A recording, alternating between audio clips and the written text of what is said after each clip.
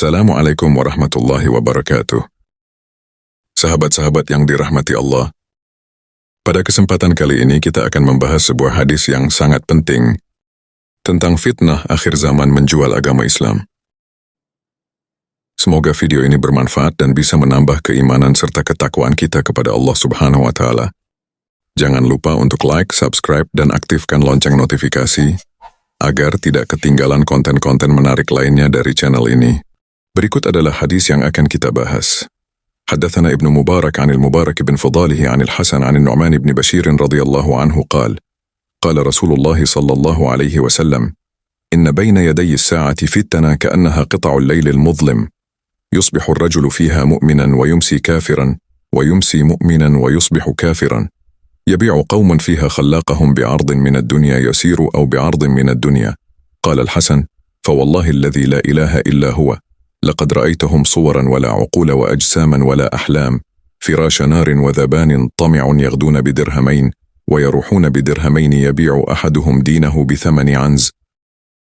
Ibnu Mubarak meriwayatkan kepada kami dari Al-Mubarak bin Fadalah, dari Al-Hasan dari Nu'man bin Bashir radhiyallahu anhu, bahwa Rasulullah bersabda, sesungguhnya sebelum datangnya hari kiamat, akan ada fitnah-fitnah seperti potongan malam yang gelap gulita.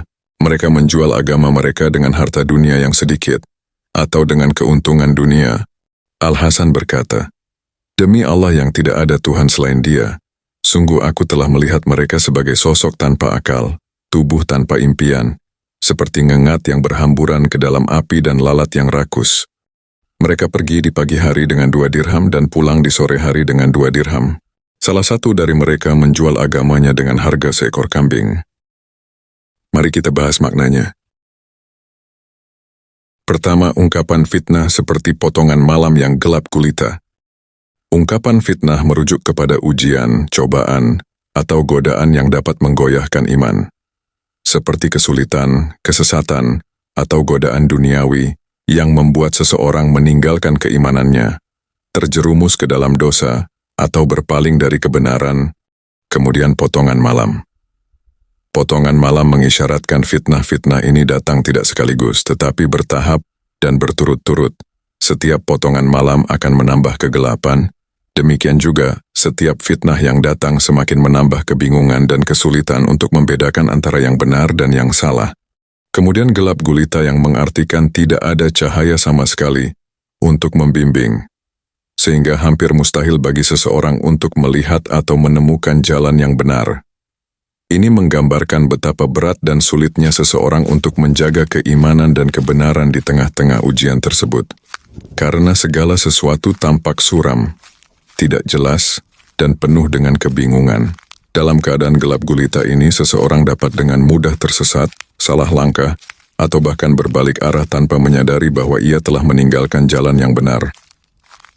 Kedua, seseorang di pagi hari masih beriman, namun di sore hari telah menjadi kafir, atau di sore hari masih beriman, namun di pagi hari telah menjadi kafir. Ini adalah sebuah tanda tentang cepatnya perubahan keimanan seseorang akibat fitnah atau ujian yang terjadi. Perubahan ekstrim ini bisa disebabkan oleh kondisi iman yang rentan. Seseorang mungkin memulai harinya dengan keimanan yang teguh, tetapi karena terpapar pada fitnah atau ujian yang kuat, ia bisa saja tergoda, terperangkap dalam kesesatan, atau menyerah pada godaan duniawi, sehingga imannya hilang dalam waktu yang sangat singkat. Ada beberapa faktor yang bisa mempengaruhi perubahan iman seseorang. Pertama, godaan material, seperti harta, jabatan, atau kenikmatan duniawi yang seringkali menjadi alasan seseorang tergelincir dari keimanan. Kedua, kesesatan dan penyimpangan. Dalam masa fitnah, kesesatan dan ideologi yang menyimpang bisa sangat menggoda, terutama jika dibungkus dengan alasan yang tampak rasional atau menarik.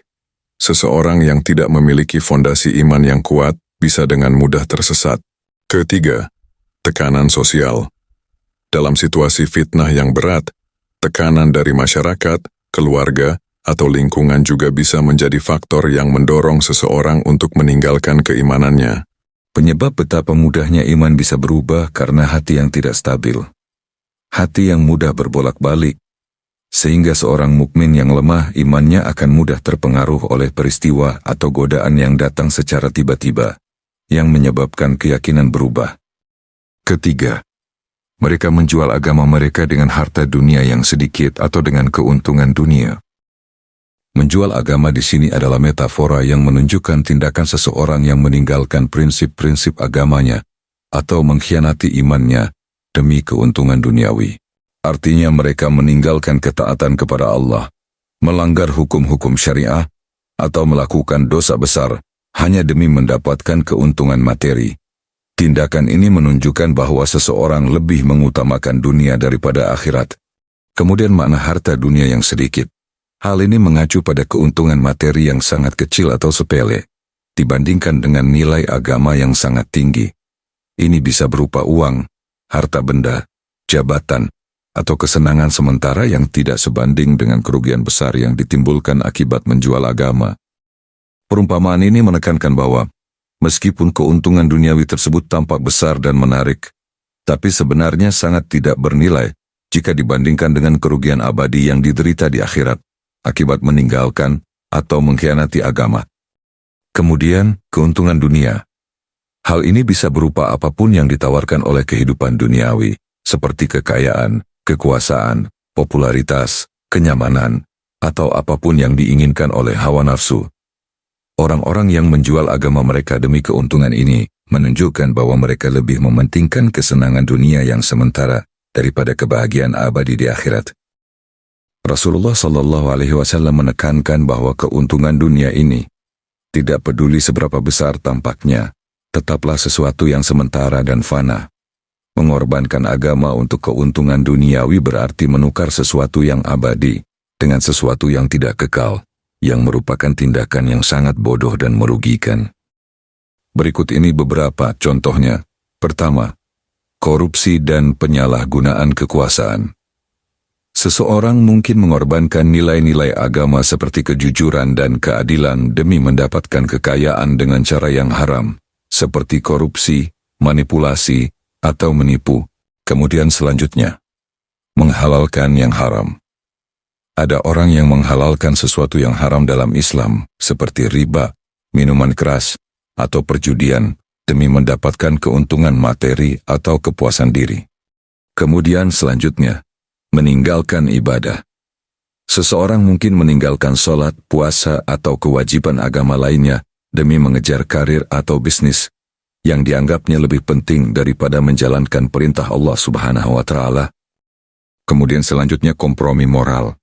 Dalam situasi tertentu seseorang mungkin mengkompromikan prinsip-prinsip moralnya, seperti berbohong, menipu atau bersikap tidak adil, demi mendapatkan keuntungan materi atau status sosial. Keempat, sosok tanpa akal, tubuh tanpa impian seperti ngengat yang berhamburan ke dalam api dan lalat yang rakus. Sosok tanpa akal menggambarkan manusia hilang kemampuan berpikir secara rasional dan kritis. Mereka tidak lagi menggunakan akal mereka untuk mempertimbangkan konsekuensi dari tindakan mereka, atau untuk membedakan antara yang benar dan yang salah.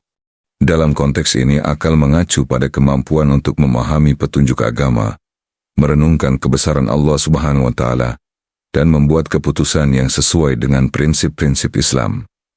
Ketika seseorang digambarkan sebagai sosok tanpa akal, ini berarti mereka bertindak secara impulsif, mengikuti hawa nafsu, dan terjerumus dalam kesesatan tanpa mempertimbangkan dampak jangka panjang, terutama terkait kehidupan akhirat. Tubuh tanpa impian menunjukkan seseorang yang hidup tanpa tujuan atau visi yang jelas. Dalam Islam, impian atau visi dapat diartikan sebagai tujuan hidup yang diilhami oleh keimanan, seperti mencari keridaan Allah Subhanahu wa Ta'ala, mencapai surga, atau melakukan amal kebaikan. Seseorang yang digambarkan sebagai tubuh tanpa impian adalah seseorang yang hidupnya hanya berputar di sekitar kebutuhan fisik dan materi, tanpa memiliki arah spiritual atau cita-cita akhirat. Mereka sibuk dengan rutinitas duniawi, tanpa tujuan mulia dalam nilai agama. Kelima, makna ngengat yang berhamburan ke dalam api. Kemudian makna ngengat yang berhamburan ke dalam api, ini adalah perumpamaan manusia yang terperangkap dalam fitnah dan godaan duniawi, yang secara metaforis diibaratkan sebagai api. Ngengat dalam sifatnya, tertarik oleh cahaya dan api, meskipun hal itu bisa membahayakan atau bahkan membunuh mereka. Ngengat tidak memiliki kemampuan untuk membedakan antara cahaya yang memberi manfaat dan cahaya yang berbahaya, sehingga mereka secara naluriah terbang menuju api, yang akhirnya menyebabkan kehancuran mereka.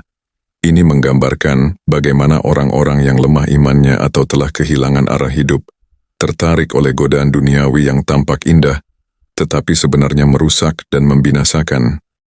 Keenam, lalat yang rakus. Lalat yang rakus menggambarkan manusia yang serakah dan selalu mencari-cari keuntungan duniawi, tanpa memperhatikan halal atau haram, baik atau buruk.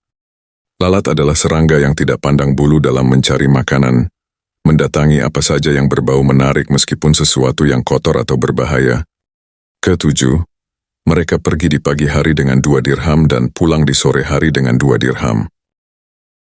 2 dirham melambangkan jumlah uang yang sangat sedikit dan tidak seberapa dalam konteks kehidupan sehari-hari. 2 dirham adalah uang receh. Mereka keluar rumah untuk mencari nafkah, untuk mendapatkan uang dengan jumlah yang kecil ini, tanpa peduli halal atau haram, tanpa mempertimbangkan implikasi spiritual dari tindakan mereka. Kehidupan mereka hanya berputar di sekitar kebutuhan materi yang kecil, tanpa ada upaya untuk mencari sesuatu yang lebih bermakna, seperti keridaan Allah Subhanahu wa Ta'ala atau kebaikan akhirat. Kemudian yang terakhir, menjual agamanya dengan harga seekor kambing. Seekor kambing dalam konteks ini adalah metafora untuk nilai yang sangat rendah. Dalam masyarakat pada waktu itu, seekor kambing memiliki nilai yang relatif sangat rendah. Artinya mereka menjual agama mereka dengan sesuatu nilai yang rendah, sebuah kerugian besar yang mereka lakukan. Sahabat-sahabat yang dirahmati Allah, hadis ini mengajarkan kita banyak hal penting untuk menuntut ilmu agama, supaya menjadi cahaya terang pada waktu fitnah seperti potongan malam itu datang, menjadi fondasi iman yang kuat dalam menghadapi atau melewati fitnah-fitnah tersebut. Fitnah yang bisa membinasakan kita.